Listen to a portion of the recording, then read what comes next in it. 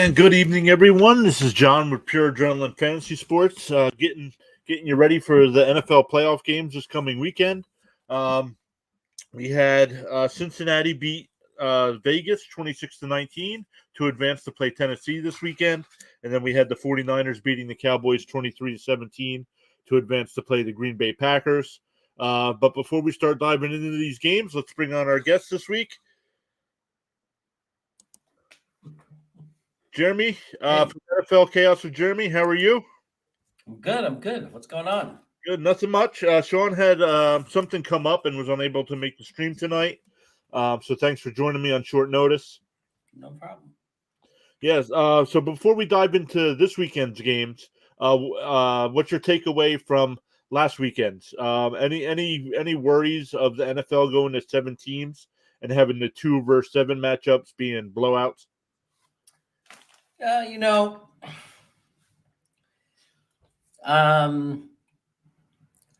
think it makes it more exciting for the fan to have a shot. And if you're like there are some people that are so, I told you so, but that doesn't take away from the excitement in the last few games of the season. Right. Like to have more teams in it. And if a team that's got that last slot ever pulled off the upset and won, and went far, then they earned it because those better teams should have been able to beat them. So there's also injury factors. Like I find some teams get really banged up and injured in the beginning of the year. Mm-hmm. Then they come back and they win. And if they're the best team but near the end of the year, and like San Francisco 49ers, for example, were struggling because they were a lot of injuries. And then they got healthy and started going on a roll.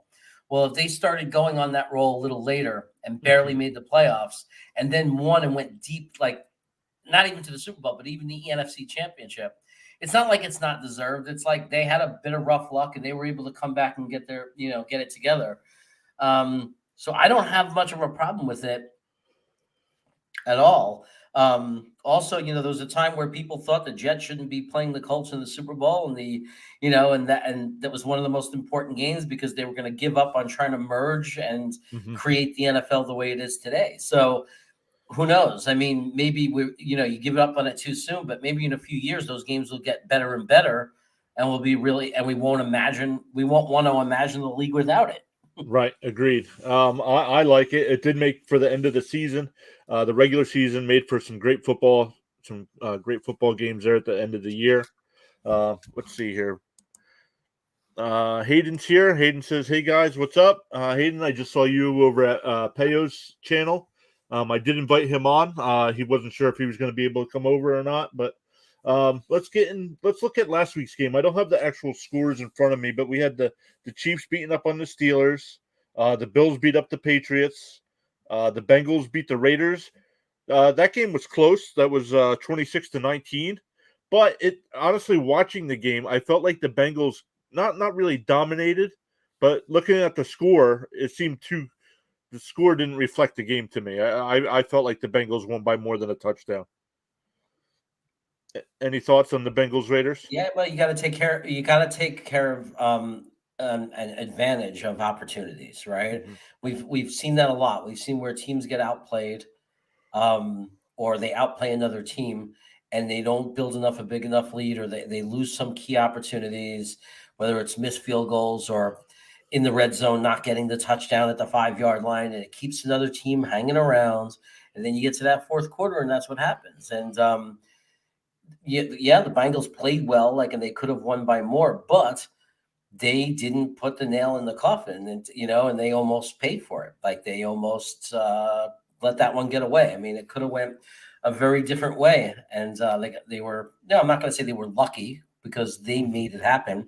They stepped up at the end and they did what they had to do defensively. They had the right guy covered, and they stopped that play at the end. But it is what it is. It's like if you want to win easily and you want the level of your play to reflect in the score, then you have to take advantage of opportunities. And we see great teams like the Rams are an example of a team that does that. They get the touchdown.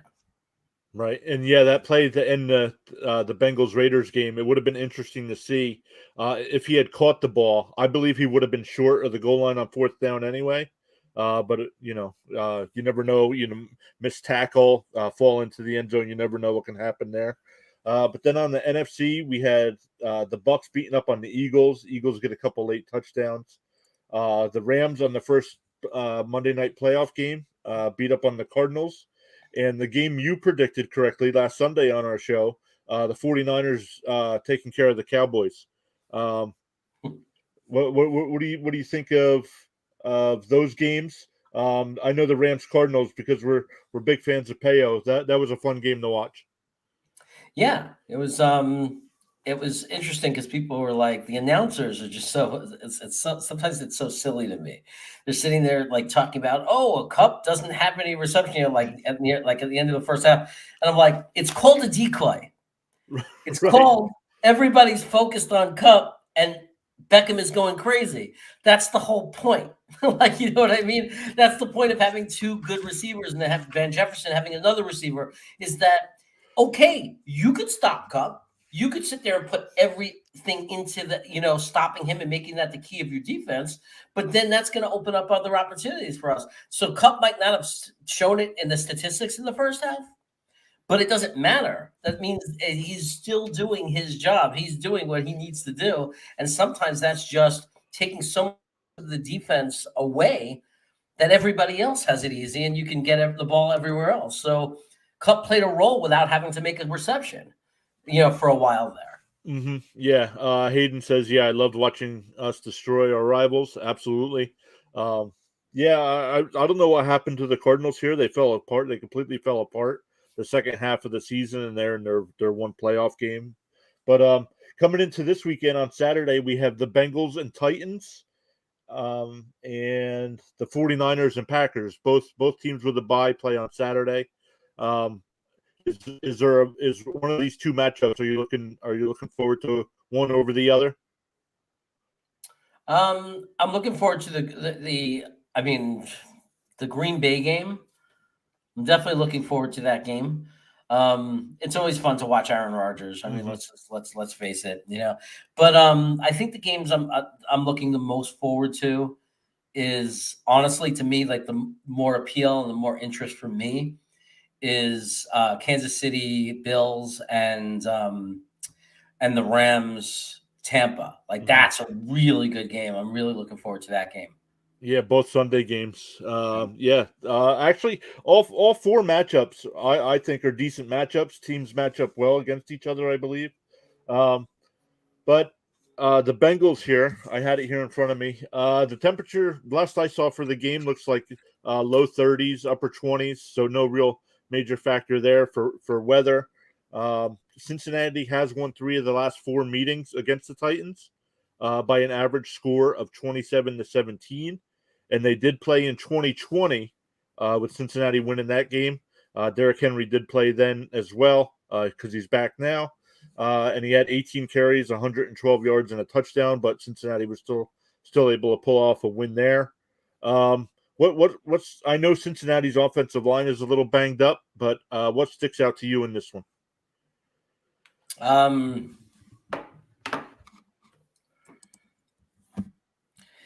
It's hard to say. That game is so hard to analyze because it's so unbelievable to me that the Titans are the number 1 seed. Right. First of all, it's so hard because it's amazing that they did it. I mean, nothing but like respect. I mean, for Henry to get hurt and for them, but I can't get over, as a Jet fan that we beat them when they had Henry. And it's crazy to me that we beat these two teams. Yeah. I mean, it's absolutely crazy to me that, that we beat these two teams and we beat the number 1 seed in the AFC. And I don't know how, because it was like they were healthy. And they were playing hard. It went out to overtime, and they had, we went toe to toe with them, and it boggles my mind. And then it makes it hard for me to respect. Like I look at Kansas City and I look at the Bills, and I just see them as being much better teams than Cincinnati and the Titans. Maybe I'm biased because of the fact that we beat them. But as far as them playing each other, I have to go with, I like that prediction, like Bengals 20, Titans 17, Bengals in a close one. Because I mean, it all depends what Henry does when he comes back. I mean, obviously that can change things, but I like the quarterback situation for Cincinnati. You know, like when in doubt, I always go with quarterback, and it's like so. But Tannehill becomes so much more dangerous when Henry's doing his thing. Right. So it's a tough one to call. It's a really difficult game, because both teams are capable of putting up flunkers and not playing well, and both teams are capable of playing just superb. Right. I mean, and I think it's really going to be who's going to show up, like who's going to play really well. But if Henry comes back like Akers came back, like if he comes back that fired up and looking that good and ready to go, like at a full 100%, then that makes it really hard to go against the Titans. Yeah, looking at some of the, I didn't look up the actual stats. I looked up some fantasy rankings. Tennessee on defense ranked 19th against quarterbacks, or 23rd against quarterbacks, and 31st against wide receivers. So they're giving up a ton of yards. So definitely now Cincinnati's got to turn that into touchdowns. But I like that. But Cincinnati gives up a ton against the running backs. So like you said, if Derrick Henry's healthy, and depending on what kind of workload he can take, Tennessee might be able to keep that offense off the field and just keep running the ball. They also got the experience advantage too, Tennessee. Right. So Hayden gives a prediction here of 20-17 for Cincinnati. I am going with the home team, and I like the fact that Derrick Henry is back this week. I think he is going to be fired up. I expect a big game from him. So I'm going with Tennessee, 24-17. But what do you say, Jeremy? Well, I wish I had a crystal ball as far as Henry's concerned. Like, but they waited. They could have played him that last game of the season, and they didn't. I think they gave him the extra time to make sure he was. They wanted him completely healthy, Right. and assuming he is, if he's completely healthy, I think you're in the right ballpark. I think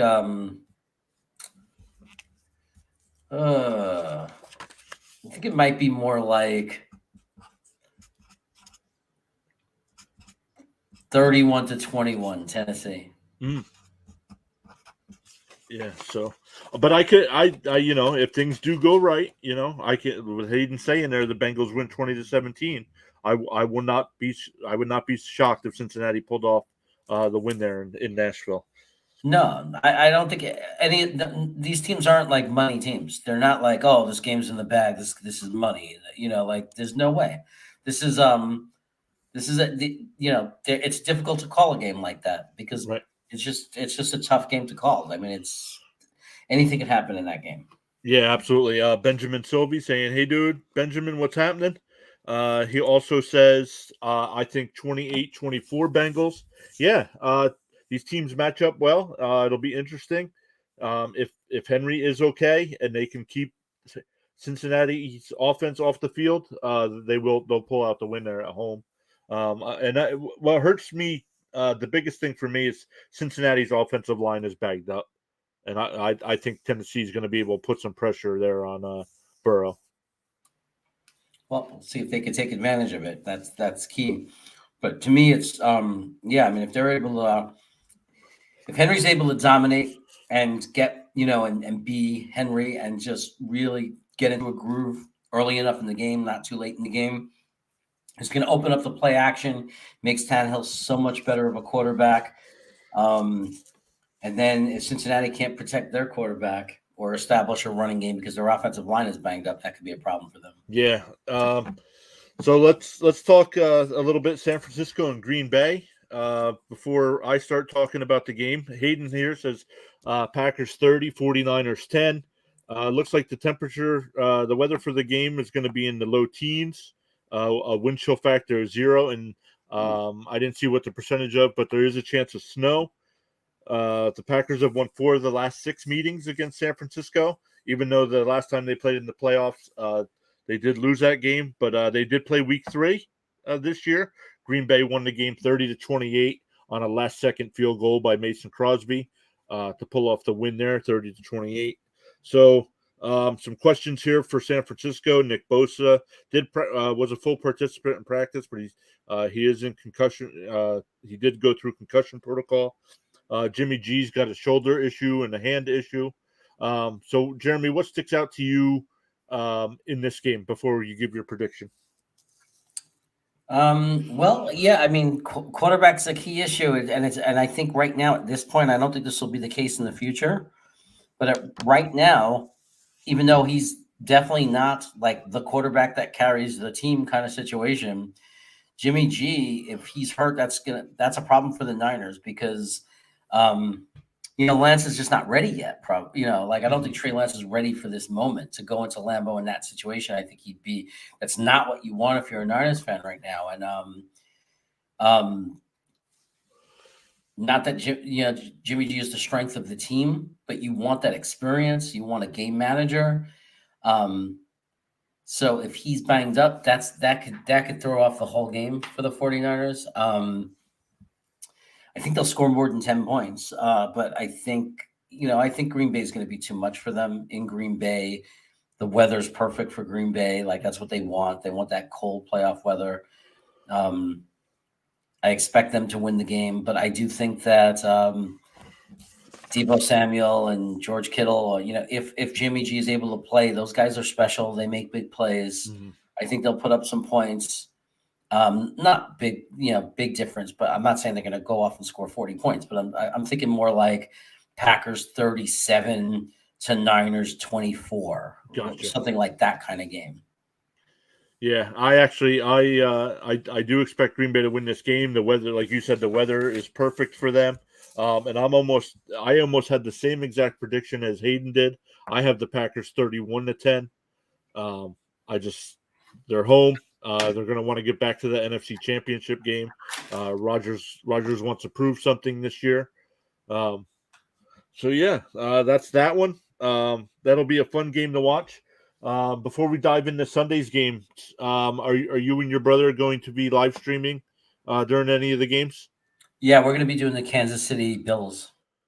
Oh, nice. The last game of the weekend, so that'll be nice. So yeah, we'll hang out with Peo time for a while, and then we'll we'll be in the chat with and watching Peo, and then at whatever point, we'll jump into ours and do the Bills and Chiefs.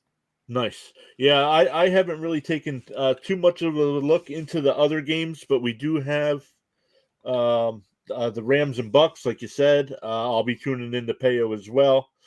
He's not here, but I do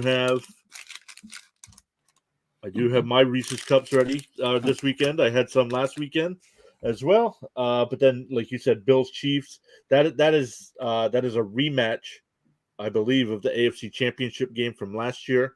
So I'll give an early. I won't give an actual prediction, score prediction. But I like Buffalo in that game. I know it's tough to go. Oh. Sorry, coming in hot. That's funny. Peo, what's happening, bud? If you guys didn't see it, Peo had a great stream with a Tampa Bay Buccaneer YouTuber. I caught probably about the first half hour or so. So I'll go back and watch the end to see what they said about their predictions for the game. But yeah, that matchup, Bills Chiefs. I just think, oh, here he is at the stream. Peo, what is up? How are you? Oh, gentlemen, good to see you, my friends.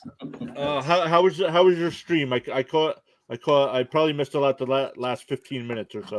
It was cool. It was really cool. I really appreciated hearing from a Bucs fan who literally his whole life, through like the creamsicle uniforms and everything. And I don't know. I always enjoy hearing about someone who has that much of a connection to a team. How like you guys are with the Jets, right? He is with the Buccaneers, and so it was cool to hear his perspective and win. I'm thinking the Rams got a shot at taking them, so I'm hoping. Yeah, I don't know if you saw. I did have them last week. I have them again this week. Yeah. I'm ready for your The stream. Reese cup with the chips in it. Nice. Wow. Yeah, I don't have it here because I have it in the fridge, but I have that big 2-pound cup, and Yeah. every time I go, I'm going to take a bite out of it slowly but surely. Oh, that's funny. Hey, we got Hayden Shorts in the house. Man. Yeah, Hayden. Yeah, yep. Hayden's here. Benjamin's here too. Oh, you guys got a great chat tonight. Yeah, yep. So we actually went through the 2 Saturday games, Cincinnati and Tennessee. Cool. What are your just quickly? What are your thoughts on Cincinnati and Tennessee? Yeah, I think that game has the potential to either be the worst game of the weekend or the best game of the weekend. Really, I don't know. There's so many questions, and that's the beauty of it. Like when you get a team like the Bengals and the Titans, who it's not necessarily a shock that they're here in the final 8. And I believe they deserve to be here. I believe that. But at the beginning of the season, no one would have been like, oh yeah, the Bengals and actually there were some people that thought the Titans would make a Super Bowl run with Henry and his crew. But like when Henry went down, a lot of people, kind of zoned out on the Titans. Then we get to the end of the season and people are like, oh, the Titans are the number 1 seed. Like, okay. But yeah, so like, I can't believe I'm going to say this, but I am excited to watch the Tennessee Titans and Cincinnati Bengals in a divisional round playoff game. Right, exactly. What's funny is I could see the Bengals winning. I did put a poll in the chat before I started streaming. Mhm. I only have 3 votes in it, but everybody has voted for the Bengals. Okay. The 3 votes did vote for the Yeah. Bengals. I could see them winning this game, but I did take Tennessee. I think with Henry being back, I think he's going to be pumped up, and they're just going to run the ball and keep Cincinnati off the field. Here's my thing. Like, Henry really is the big X factor here, but and sorry if you've already discussed this, but I just don't think that Titans secondary can cover, Chase, Higgins, Boyd, like that wide receiving core is good for the Bengals. And I did mention that. Oh, go ahead. And Joey B, like he can sling it. He knows how to sling the rock. Yeah, and I didn't have the actual NFL stats. I had my fantasy stats, and Tennessee was 31st against wide receivers. Yeah. And 23rd against quarterbacks. Yeah. So Cincinnati's still going to be able to move the ball, even if they're on the sidelines for a bunch of time. Kind of, I don't want to compare them to the Rams from the Kurt Warner days, but they're going to be able to score quickly. Yeah, absolutely. Yeah. Jury. Yeah, so then the other game we had on Saturday was the 49ers and Packers. Give us your thoughts on that one, Peyo. I'm not gonna lie. I feel like this game is gonna have that one play that goes wrong, and the Packers are going to lose. Like I think here's my question: is it crazy that the Packers have lost the last 3 NFC championship games? Yes. In the fashion that they lose it is even crazier. But I don't know. I think this San Francisco team is hot right now. And I think they actually match up quite well with what it takes to beat the Packers. And the Packers are this perfect team, and they're a really good team, but they're not a perfect team. They're a team that they have flaws that can be exploited, and I believe the 49ers are that team that can exploit them by the way they're playing right now. Right, and that what are your any concerns with Jimmy G? He's having some shoulder issues, some hand problems. Yeah. So I mean, that's I don't. It's so tough with injuries because I feel like injuries this time of year, people either downplay them or they overplay them. We really don't know. I'm of the mindset if Jimmy G is healthy enough, he is going to play, and I think he is. I think he is trending towards playing. But the other thing is, as long as Jimmy doesn't lose it for the Niners, they have that run game that can down people's throats. Right. Agreed. So let's start looking at Sunday's games. We have the first game of the day is Rams and Buccaneers. Yeah. So Peo, I will let you start off with this one. What are your feelings going into the game? Oh, you're too kind to you guys let me talk so much. I feel. I'm excited for this game. It's cool. I just came off a hour-long conversation with a Buccaneers fan, and he brought up some really great points and about how he's expecting the Buccaneers to win, and me expecting the Rams to win. And I'm hoping that I honestly, I really am hoping the Rams can take control of this game. If it's close late in the game and, a minute 30 left and Brady's on the field, I don't want that narrative. We've seen it before. Mm-hmm. Jeremy knows, like John, and we don't need to see Tom Brady with another, heroic comeback for me. None of that. No, and now the Rams have been able to pick off, Brady in their last two meetings, so I'm hoping that happens. I'm also optimistic that Aaron Donald, Von Miller, and company can get after that, that O-line and that quarterback there. And I really think that in terms of Cooper Kupp, he matches up well with this Buccaneers, and I could really see him, getting those short slant routes or those screen routes and milking the yak, as they say, milking the yak. And he could, I could see this being a bigger Cooper Kupp game, and I'd love to see Cam Akers have a big game. He looked great last Monday. And I think it's gonna be a good game. I'm excited. I'm thankful, that my team is in the playoffs, and I don't take that for granted. And I'm excited to cheer on the Rams at my watch party. Yeah, I haven't done my research for that game yet. I was going to do that over the next couple of days before our Sunday live stream. But looking it up here real quick, Tampa Bay is ranked 26th against wide receivers. So Kupp and OBJ. Potentially have some big games there. Yeah. But then the Rams are ranked 24th as well. So it's just going to it's going to depend on if they're able to get pressure on Brady. Jeremy, your thoughts on the Tampa Bay Rams game? I think I'm expecting, obviously, a very competitive game. I don't think I'd be very surprised if one team dominates the other. Like I don't think it's going to end up being that kind of game. I think it's going to be a very high stress game for Tampa and for LA fans. I could see it really.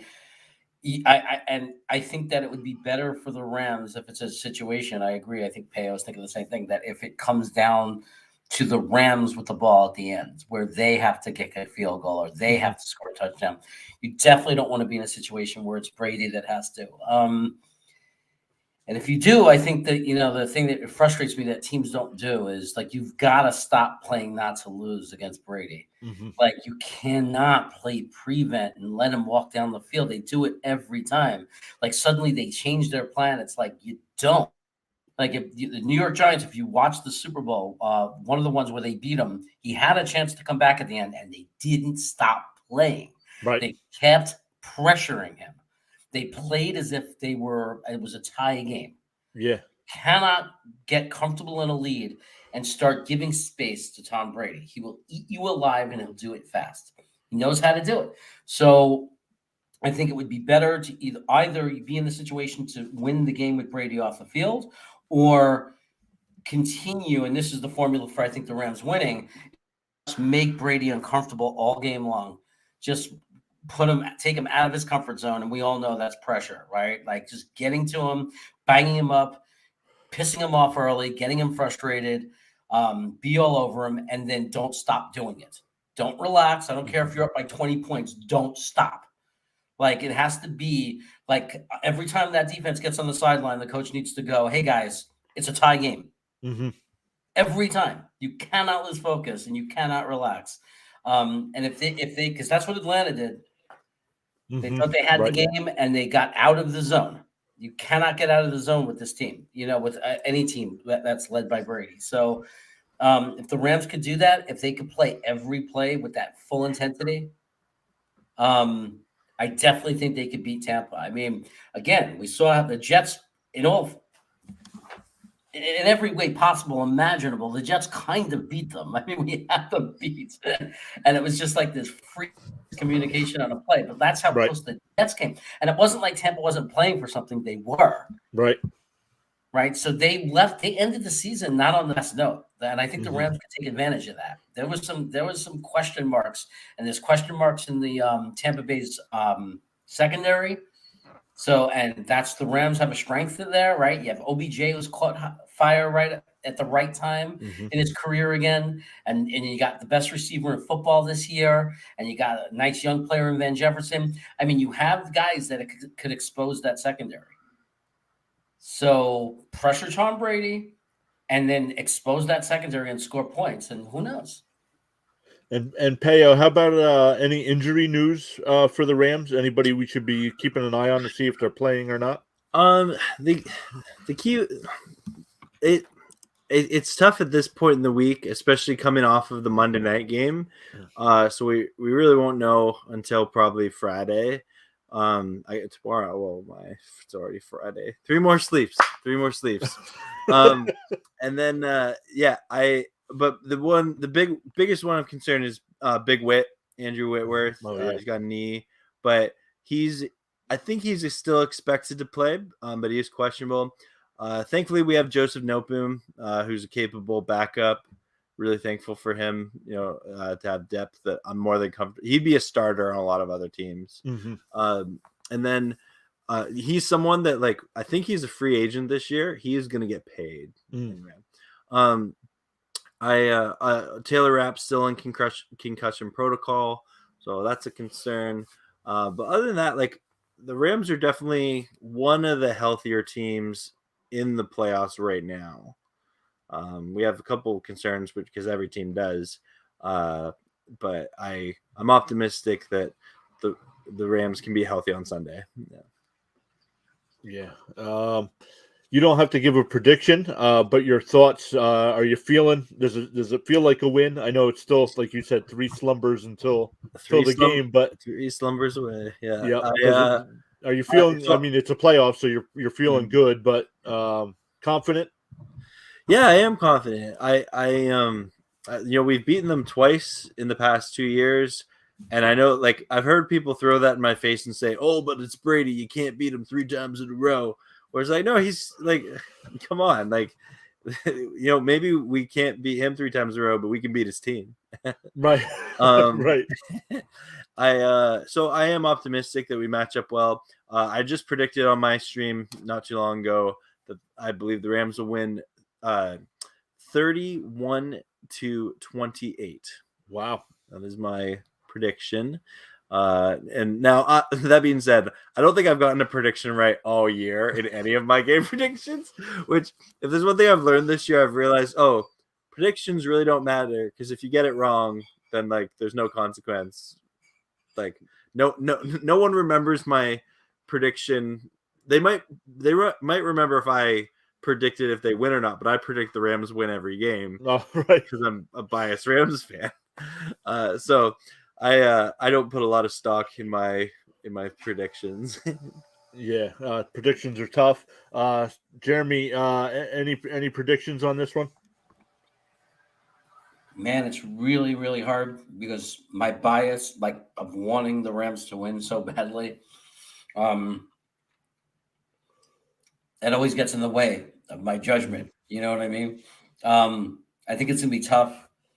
As a Jet fan, I've went against Brady before, and I know it's team against team, but looked across on the other side and seen Brady way too many times to ever feel confident. But I think I'm gonna say the Rams are gonna squeak it out. I do. I think that they're gonna end this. They're gonna end this, and I don't know if Brady's gonna. I think this might be the end of the line for him as far as how far he goes. He might play another year, but I don't think he's going back to an NFC championship game or a Super Bowl ever again. I think it's done, and I think it ends right now with the Rams. I would love that. Yeah, me too. I That would would be love great. that. Jeremy, like I didn't realize that would, if the Rams win, that's a possibility. But like, I would love that. I would like because it's kind of like Brady's thing started with beating the Rams in the Super Bowl in 01, and like I would love for the Rams to be the team that like took them out of the playoffs. So I'd love that so much. Yeah. Yeah. Close the circle. Yeah. Yep. Yeah, and then we end the weekend with the Bills and Chiefs. Stoked for this game. Yeah, Jeremy and his brother will be live streaming during this game. Sweet. So I'll be tuning into that. Definitely tuning into that. I'm not sure where I've said it or who I texted it to. My wife is a Bills fan. Okay. She grew up maybe a half hour from Orchard Park, New York, right where the stadium is. So she's definitely scarred as a kid when they went to 4 straight Super Bowls and lost. So she tries to hide her fandom, but I know she's excited, and I think they'll win this game. I think the defense will be able to not shut out Kansas City, but they will definitely. I think they'll do enough for the Bills to win this game. Jeremy, since you'll be live streaming, what are your thoughts on this one? I think Kansas City is going to win. And on paper, it makes no sense because I agree with you. Like knowing the Bills, like intimately the way we know them and study them because of a division rival, they should win. Mm-hmm. Like they should be able to do what Tampa did to them in the Super Bowl. They should be able to pressure him, make Patrick Mahomes run for his life, and win. It's just that the Bills, they're becoming kind of like, I kind of feel like they might become like the next Dallas Cowboys type team. Like they're predicted to like be great, and they just don't do it for whatever reason. And until they prove it, I'm not going to pick them. Like I'm not predicting or taking the Bills until they prove it. And I could easily be wrong, and the Bills could win this game and go really deep. And then next year, I won't have a problem taking them. But until they prove it, they played a great game against a division rival, and they dominated New England, and it was great. But this is not a rookie quarterback that they're playing against. This is not, this is, and I know he struggled at some part of the year, and he didn't put up the numbers that he's put up in the past, but he's looked really good the last 6-7 weeks of the season. He went on a run at the end. He's looked like himself. And, it's showtime for Kansas City. Mm-hmm. Yeah, the regular season's boring, and they had to kick it into gear but it's showtime. And although I have no problems and understanding if the Bills win, I'll understand exactly how they could win because they have all the talent to win. I'm not going to pick them or predict them and ride that train until that train shows me a good ride. Yeah, right. Yeah, agree with you there. And Payo, your thoughts? I predict this is going to be a fun game. Mm-hmm. We have this rivalry between Josh Allen and Mahomes in the AFC that's been brewing, and we've seen it. Last year we saw it in the conference finals. This year we're getting it a little, a week earlier in the divisional round, and I love it. Right, these are two talented quarterbacks, two talented teams. They're well-coached teams. They, both of them have playmakers on both sides of the ball. And I'm stoked for this game as a football fan. I'm jazzed about it. I mean, you just had the Bills who they scored seven drives in a row in the previous round, and then the Kansas City Chiefs scored 6 in a row in the last round. Like, there are going to be points this game, and it's funny. Like, I don't know necessarily if this is going to be like a 50-45 or something like that. Like, I definitely think both teams are at least getting in the 30s, and probably more. And I think there's a potential we see. So the team that really wins this is that the team that makes that defensive play to get that diving interception that steals a possession, or that kick return that comes out of nowhere. Right. I think it would come down to kind of one of those plays that it's kind of a rarity, but they turn the tides, and momentum is going to be huge in this game. I am predicting that it is going to be a very close game. The Buffalo Bills will go into Arrowhead, and they will ever so narrowly get the win. Yeah, you said that. I could see like the two plays, a big kickoff or a turnover. I could see Buffalo getting that big turnover, or I could see Kansas City making that big punt or kickoff return. Absolutely. Yeah, absolutely. So that was a great job there. So those are the games this weekend. A lot of football. Let's if you guys don't mind, maybe talking about some of the job openings around the league. Anybody? It's hard to predict GMs because you never know. But a name we haven't heard is Harbaugh out of Michigan. Do you think there's a chance he comes back to the pros this year? Jeremy, do you mind if I go first? There? Go right ahead. Okay, I honestly think the John Harbaugh to the NFL, I'm not buying it. I know that there's rumors and stuff like that, but there's every year I feel like there's rumors about a coach coming out of the broadcast booth or a coach coming from college to the NFL, and sometimes there's validity to it. I don't know. Seeing what the season that Michigan had this year, I don't see how you're John Harbaugh. Why am I having a hard time saying his name? John Harbaugh and wanting to leave. Like do you really think that Michigan to me, if I'm John Harbaugh, I'm like, I'm not done yet. Like, that was great, but we can build upon this, right? Right. And he seems content there. Like he doesn't seem to really want to be in the NFL again. Like I to my knowledge, there's been no like interview or something where he said like, "Oh, get me back in the NFL so I can tear that league to shreds." I think he's content where he is. I think he likes working with younger players. I think he likes the recruiting aspect of it. He doesn't have. He answers to boosters rather than a general manager, right? And right. I think he enjoys that more. Yeah. Jeremy, your thoughts on Harbaugh? Yeah, look, I mean, has he went public at all? I mean, is it all speculation? Has he said in public that he wants to leave Michigan, that he wants to come back to the NFL? If he hasn't, then it's just a beat looking for clicks and trying to tell a story, right? That's all it is. You can't take it for more than that because we've learned that now. The beat is just people who want a story. Their job is to get clicks. Right. And they will write anything they can to get those clicks. So if they decide, hey, it's going to be really interesting with all these coaches vacancies, if we write about this guy that was, coach of the 49ers, whatever, and blah, blah, blah. And is he coming back to the NFL and will teams go after him and start a story that's going to get us clicking and get us talking? But until it comes out of his mouth, I agree with Peo. I don't believe it, because what is there a reason? He's getting paid very well. Mm-hmm. He's doing very well. He got over a major hurdle. Mm-hmm. Right. Does he say that's it? I'm done. I got over the hurdle. Or does he say now I take the next step? Now I got even better recruiting power because we proved that we can beat this team, and every young player in high school see that. So. To me, it's like I don't think it's a story unless he's specifically looking or interviewing. Yeah. To me, the story is with the coaching vacancies is, what it should be, every team that needs a new coach, in my opinion, every team is out of their mind if they're not trying to get Brian Flores into that role today. Out of their mind.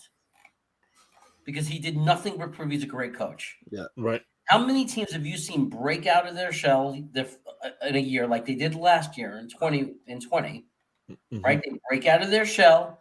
They show that they're going to be this good team, and then they hit like a sophomore slump. Like the players start to expect to win. They forget you have to be hungry still. I mean, I've seen it a million times. The team takes a step back, and then they roll again. Like year 3, 4, 5, they roll. Like they have a little bit of a slump once they get good because everybody's focused on them now. And they have to readjust to that.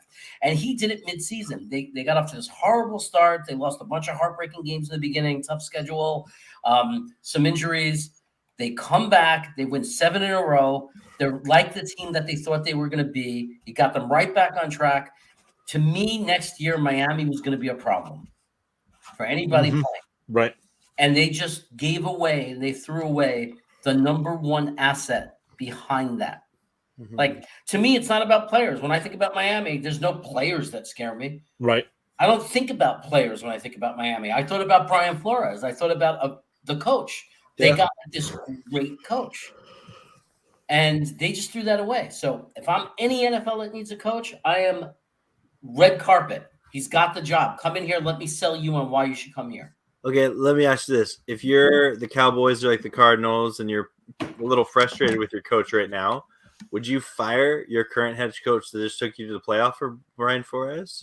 I made a video saying how Dallas Cowboys could win a Super Bowl finally. Like, how can the Dallas Cowboys finally win? I have a video right now on my site. How can the Dallas Cowboys finally win? And what the video is about is get Brian Flores now. Yep. Interesting. And I can see that. Actually, I agree more with Dallas than Arizona. Okay. Because I believe Dallas is a little bit closer to a championship with the right guidance than Arizona is, and I do like Kingsbury, Cliff Kingsbury there in Arizona. They still need some help. Not having Hopkins for that playoff game definitely hurt them.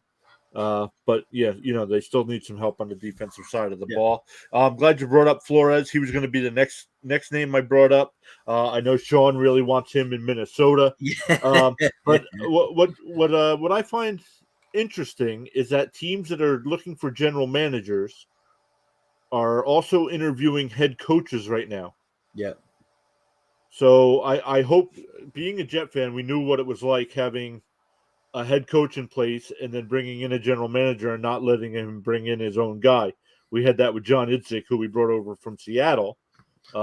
We forced Rex Ryan upon him, and that just completely fell apart. Yeah. And stuff like that. But what do you guys think? Do you think they're just trying to get some information on these guys, or do you think a team will hire a head coach before a GM? See, I think part of it is, and I feel like this year front offices, many of them are taking a let's go no stone left unturned. And you see the Jags are interviewing everyone, the Vikings are interviewing tons of people. I haven't been following every team very closely just because the Rams got a lot going on right now. But I really think that this NFL hiring season, there's a little bit more willingness to get creative in it. And I think sometimes people forget is that these NFL franchises, they can do it differently, right? Like if they want to change their front office corporate structure, they can to an extent, right? Like the Jets front office is very different than like the Rams. How like scouting departments operate, how contract teams and like negotiators operate, how your front office operates and in unison with your coaching staff is so important for an organization. And you might have a coach who is like a Bill Belichick, who he's your coach and GM, like essentially he runs that front office and the coaching side of it as well. Or you might have more like a situation where your coach has the coaching, he takes the players that the GM gives him, your draft day speech, right? And it's their job to coach the players that he's given. But I think what these front offices are doing right now is they're taking a real evaluation of how they operate. I mean, if you're the Giants, clearly what you've been doing hasn't been working. Mm-hmm.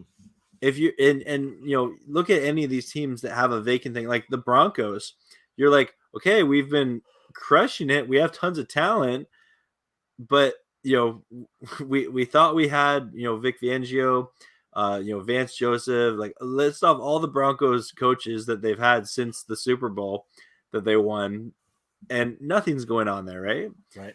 They haven't done squat. They haven't made the playoffs, and I think it's a real opportunity for these teams to kind of I guess, restructure how they operate. And I'm really curious to see how it all plays out. There's a ton of coaching candidates out there. And like, I just Googled, coaching, NFL coaching current candidates. And like, this is over 50 people long. Right. Right. Where I feel like a lot of times we only hear about like 4 or 5 candidates linked to each team. And sometimes there's some crossover. But here, I think if you are somehow connected to the NFL, and especially a team with some kind of success, your name is being pitched as a possible head coach right now. Yeah. Jeremy, your thoughts on head coaches being interviewed before a GM is set in place? Well, I think that it depends how passionate you are about the guy.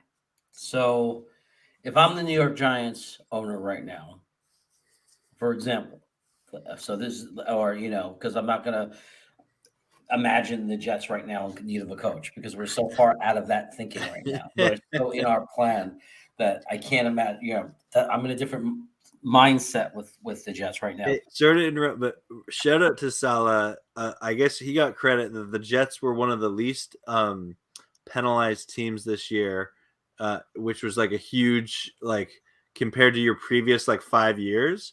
And like, that's a sign of a good coach that can turn things around. Right.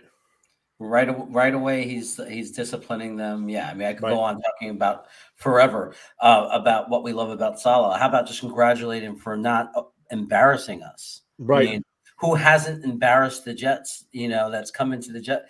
Everybody that's coming to New York has embarrassed us. They say that with something.